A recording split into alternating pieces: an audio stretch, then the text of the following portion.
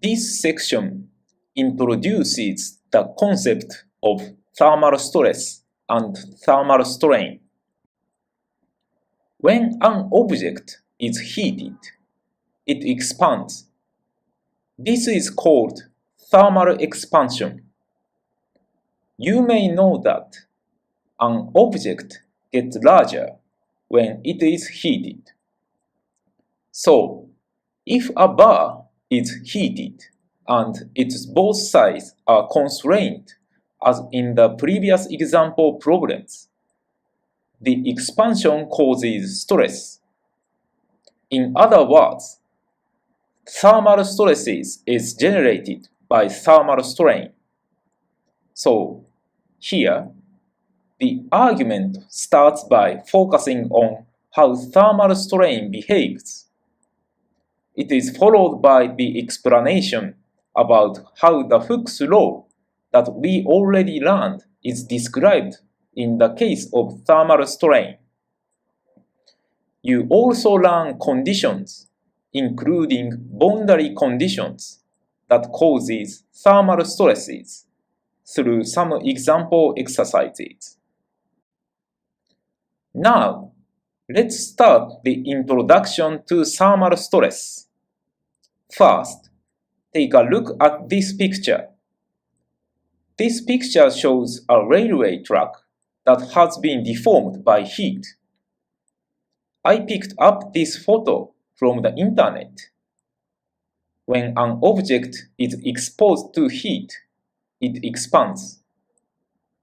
The expansion is constrained at fixed points, as the railway track, for example. And it is well known that deformation occurs toward the outside to release the length caused by the expansion. This phenomenon is known as thermal expansion, the thermal expansion of an object.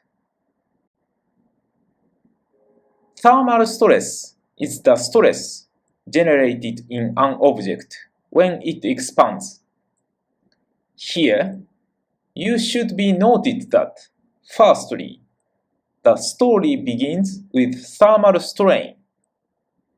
When an object is heated, thermal strain is generated first. Then, stress is generated by somehow constraining the thermal strain. When you hear the term thermal stress, it sounds like whenever the temperature rises, there is a stress. But just imagine that you are heating money coins, for example. The coins expand and becomes larger in size. In this case, no stress is generated in the coins. Stress is generated by heating an object only when certain constraints are acting on the object. For example, the outside of the object is fixed.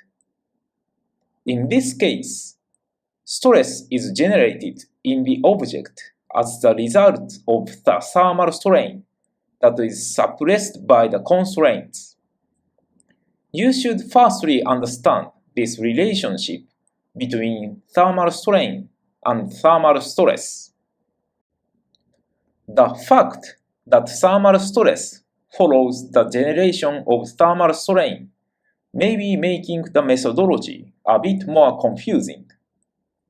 In the case of thermal stress, the external forces, such as the loading condition in the previous problems of bars in tension or compression, are not given. The external forces are unknown when solving the problems. When we know external forces, the forces can be divided by the cross-section area to get the stresses. We can basically follow the procedure to solve a statically determinate problem. Then, the stress can be divided by Young's modulus to get the strains.